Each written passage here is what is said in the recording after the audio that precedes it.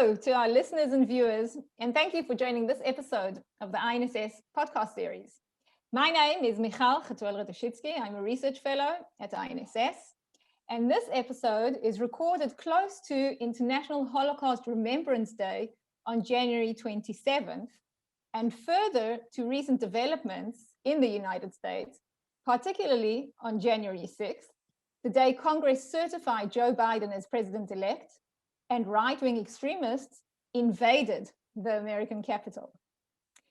I'm linking the two events because it was reported that among those who stormed Capitol Hill were neo-Nazis and white supremacists. Now, at INSS, we have a team of researchers, and I'm fortunate enough to be among them, who are engaged and have been for the last year or so in a comprehensive research project looking at contemporary anti-Semitism in the United States. In the coming weeks and months, and throughout 2021, we will publish a series of articles relating to this subject. Now, some of those articles are written by the INSS research team, and others by outside top-notch American and Israeli experts with ample experience and knowledge on the specified issues. One of them is with us here today, and I'm honored to welcome Dr. Heidi Beirich, co-founder of the Global Project Against Hate and Extremism, whose article about right-wing anti-Semitism in the United States will be published on our website very soon. Heidi, thank you for joining us. Oh, it's a pleasure to be here, and thank you for giving me the opportunity also to write something for you all. It's very nice. So Heidi, let's start with recent events on Capitol Hill. Who was there? What do they stand for? And how do their grievances, if I understand correctly, that the Democrats stole the elections, how does that circle back to anti-Semitism and Jews? So there were quite a few factions of the extreme right that were involved in the storming of the Capitol on January 6th. Among them were open white supremacists and neo-Nazi groups. So in the case of those two factions of the far right, or the very far right, Jews are at the heart of their beliefs. Anti-Semitism is essentially a core belief of these movements in the United States. They are also very much against other populations, immigrants, Muslims, etc. But at the end of the day, what they really care about Jews, and they believe in the traditional conspiracies about Jews that have been around for far too long. Jews are manipulating politics, finance, etc. The other part of the factions who were there on Capitol Hill are this conspiracy movement called QAnon. And QAnon believes an insane thing that Democrats are working with Satanists to child sex traffic. I know it just sounds completely bizarre, but the QAnon movement, which is actually quite large, probably a couple million people, also is anti-Semitic. In other words, Jews are the ones pulling the strings now behind the Democrats, behind all these terrible things that they believe are happening. So anti-Semitism was coursing through the people who stormed the Capitol and led this insurrection. You know, you asked the question about their motives and why they were there and how it connects to anti-Semitism. Well, the ostensible reason that these folks and others, you know, Trump supporters and so on, went in there was to stop the finalization of the count that would have, you know, that would affirm that Joe Biden is the president-elect.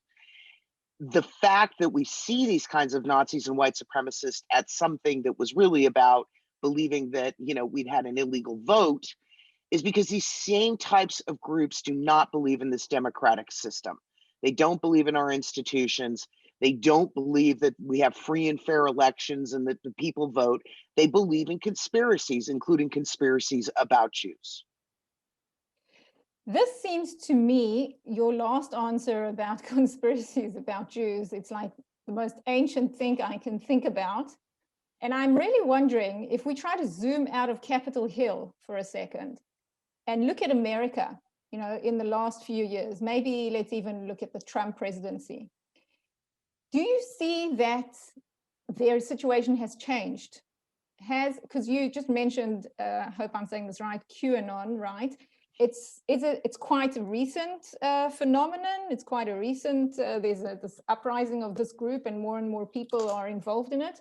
So essentially my question is, what's changed maybe in 2020, but also more broadly in the last few years?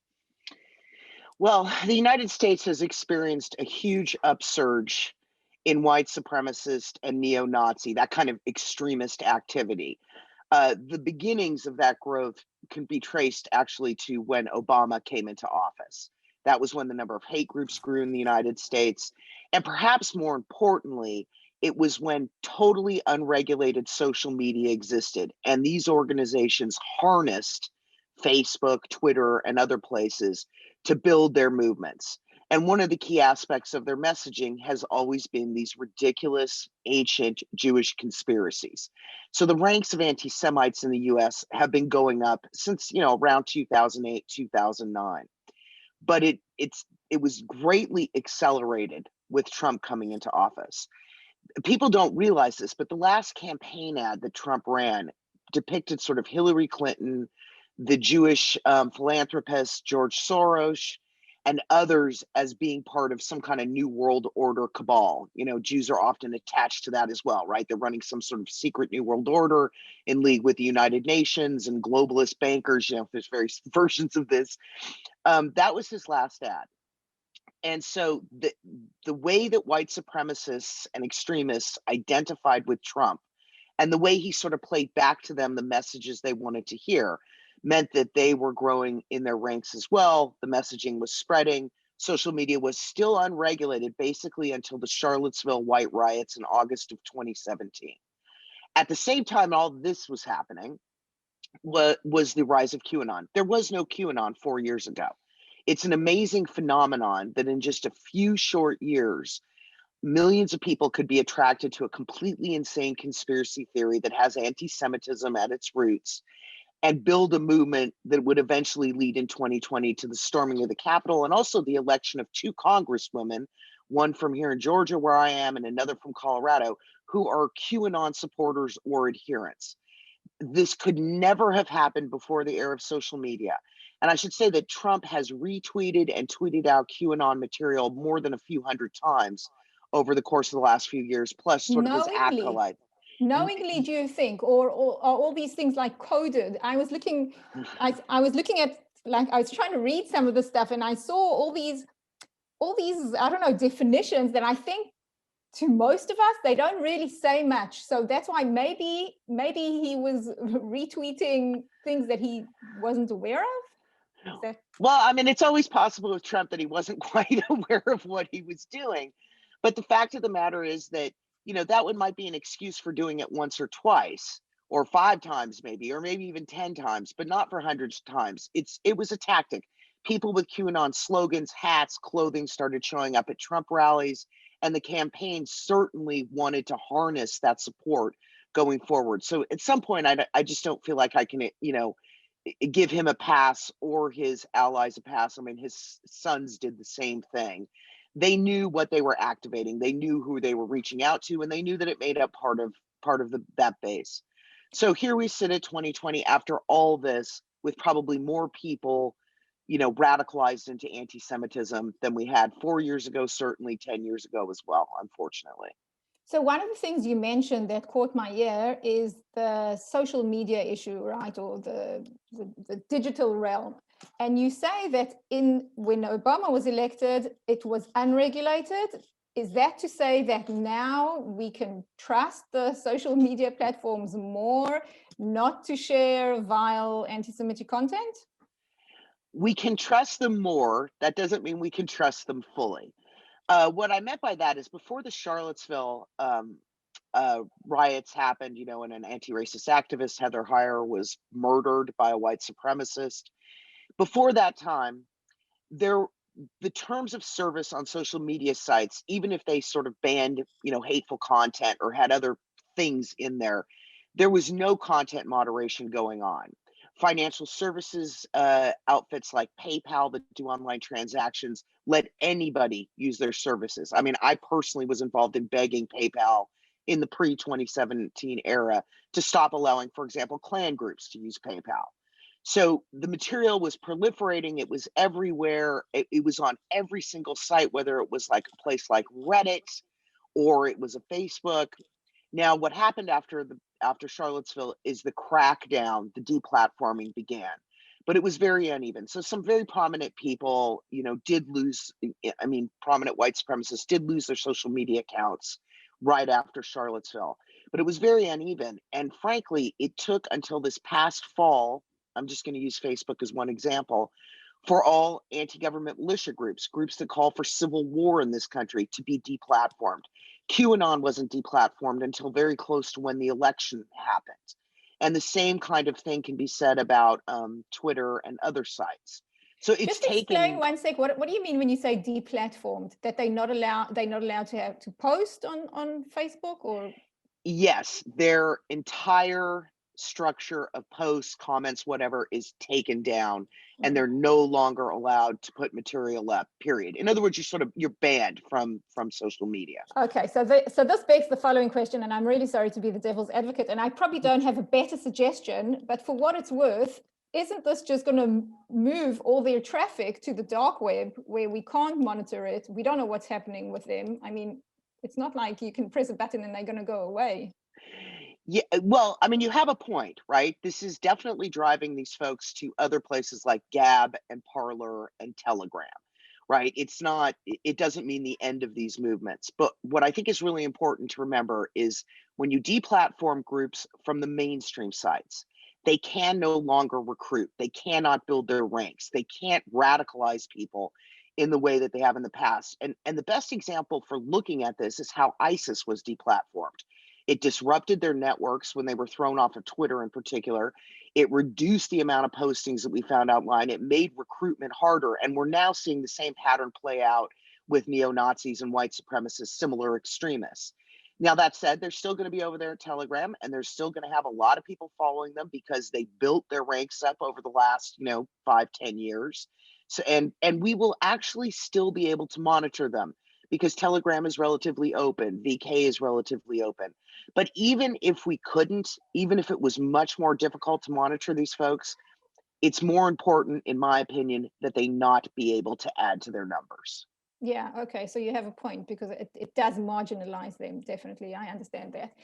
My next question, let's circle back to QAnon and maybe others, but I don't know if this is true, but is QAnon very specific to the American right-wing or super right-wing or radical right-wing extremist scene, or can you also find them elsewhere? That's particularly regarding QAnon, but also other right-wing extremists. Do you see them in the United States liaise with other right-wing extremists in Europe and elsewhere, or are their struggles very contextualized, particularized to the setting that they're in? It's a very important question. You would think that QAnon, with this very specific concern about the Democratic Party in this country being involved in child sex trafficking in this country, would not be something that could be exported from the United States, but you would be sorely wrong. QAnon has actually spread to the UK, to Germany, to France, probably other places. QAnon adherents, people with QAnon hats and clothing on, were actually involved a few months ago in the attempt to storm the Bundestag in Germany. They were one part of the factions who were there. So it's spreading like a virus into other places. It's also true if we look at just white supremacy writ large. This is no longer a domestic movement, right? This isn't an American problem and a Canadian problem and a German problem where this movement is reacting to specific events within a particular domestic context. This is a transnational alliance where all these people work together. They all basically believe the same ideas at this point. In other words, they believe that white people are being genocided or displaced from their historic homelands, and that something needs to be done about that. And most of the domestic terrorist attacks we've had, for example, the Christchurch attack, the Hall of Germany attack, the Pittsburgh synagogue attack here in the United States, every one of those shooters from all those different places in the world believed the same thing, which is that white people were being genocided and somebody needed to do something about it. And oftentimes it's Jews who are blamed, and hence targeting of places like synagogues. So we don't, These aren't domestic issues anymore. These ideas span borders, organize across borders, chapters across borders. I mean, you can't look at this through a domestic lens. It's part of the reason why I started this new organization, is to look at these issues transnationally. So I'm just thinking back about our last question. So deplatforming these guys off, the mainstream websites or social media websites is important as far as marginalizing them is concerned, but it's not going to be able to limit their interactions with one another globally. So we need to think of something else for that, I suppose. Yeah. Okay, I wanted to ask you, this is one of the things that I came across in reading the summary of the conversation we had with you in one of our learning sessions with you. I want to ask you about the response now, about what is really being done in the United States regarding these guys. And the piece of data that I wanted to refer to is that you mentioned that the FBI knows of about 6,000 hate crimes, whereas in actual fact, the estimate is that there are more than 200,000 hate crimes. So this really begs the question, what's happening there, and what is the response to this right-wing extremism? Well, the response for the last 4 years, and actually, I could say going back to the Obama administration, at least until the very end of the Obama administration, has been very little. That's been changing in the last year when we've seen every big federal agency, the FBI, the Department of Homeland Security, the National Counterterrorism Center, all have gone on record to say white supremacy is the most important problem. And now we have an administration, right, who will be coming into office today, Biden, who has made very clear that he's going to tackle this issue. His first campaign ad was about Charlottesville, actually, and about the horrors of white supremacy in Charlottesville. So there's going to be a lot on the table coming now. Among the things that I expect to see is that the U.S. military will finally start rooting extremists out of its ranks. There were quite a few veterans and active duty service members who were at the Capitol the other day storming it. And the military has a problem on its hands that it knows about and has done nothing about. So that's one thing that's going to happen. You brought up the hate crimes issue. Why is it that we don't report 90% of the hate crimes in this country? I mean, given the data we have, we don't even know who's most victimized, right? If you're only looking at 10% of data, you don't really know what the patterns are. The Biden administration has said that they're going to make hate crimes a priority for the Department of Justice to prosecute. And they're going to look at how hate crimes data reporting happens. And hopefully we're going to get some movement on fixing that. The other thing that's going to happen, I expect, I can't be sure, is that the FBI is going to reprioritize and shift resources so that they are dealing with the kind of threat we get from anti-Semites and neo-Nazis and white supremacists in the way they're dealing with Islamic extremism. We, of course, face both threats at the same time. So we're going to find out more about that. There's also going to be hearings on Capitol Hill about things like the online space and what is happening there, and why are extremists able to access those places, and what do we do about it? All these issues are going to be on the table, and I expect to see policy change. It may be that in the United States, we change a particular part of our law called Section 230, which exempts social media companies for responsibility of what's posted on their platforms. That might be tweaked and changed. So all of these things are about to come about, and we're probably going to see a completely different agenda in which the administration puts its full weight behind trying to deal with this threat. And I didn't even mention all the domestic terrorism that we've had, mass attacks like at the El Paso Walmart. I mentioned the Pittsburgh synagogue attack, but there was another one in Poway, California, to synagogue. There's been a lot of that, and that is going to have to be a major focus of the administration. I'll just add one more thing. They're going to have to work across borders. They're going to have to work with intelligence agencies and law enforcement officials in Europe in particular, but other countries, because these things don't exist in one place anymore. I also think probably essentially the rhetoric will change, and maybe that will also play a factor. I'm actually really glad you brought that up, because that one thing may be more important than anything else. We will not have somebody in the White House using the bully pulpit, as we call it here, to push extremist ideas. We will have someone saying those ideas are bad and unacceptable. And I think that will have a major calming effect, right? And it will kind of right us to where will make sure that what is extreme stays on the fringes and is no more part of mainstream society. So I got to tell you, I'm really looking forward to that aspect of this political change. And just to end off, because you spoke a lot about the institutional aspect of what we may see in the next few years vis-a-vis the response to right-wing anti-Semitism and extremism in general. But what about the role of civil society? You know, particularly you mentioned that you established a center monitoring or tracking these kind of things. So where does civil society come in, again, kind of forward-looking?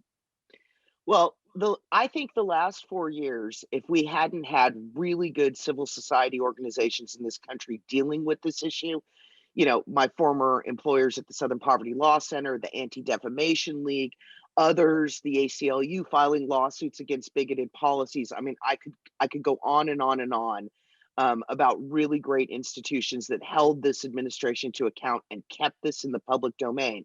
And the same is going to have to be so going forward. So the civil rights community needs to speak up on these issues, keep pushing on these issues, work with the administration to craft smart policies to stop this. And, you know, one of the other reasons I created this new organization was also to uplift smaller civil society organizations in other countries that may not have the capacity or the ability to, you know, broadcast their concerns to the world. We need that kind of civil society everywhere, right, to protect people's rights. And so, you know, I feel like that's another major issue. And I hope, you know, the philanthropic community and individuals and whatnot will support institutions who are battling anti-Semitism and hatred and really want to rid our societies of these plagues. I mean, that's what they are. They're plagues.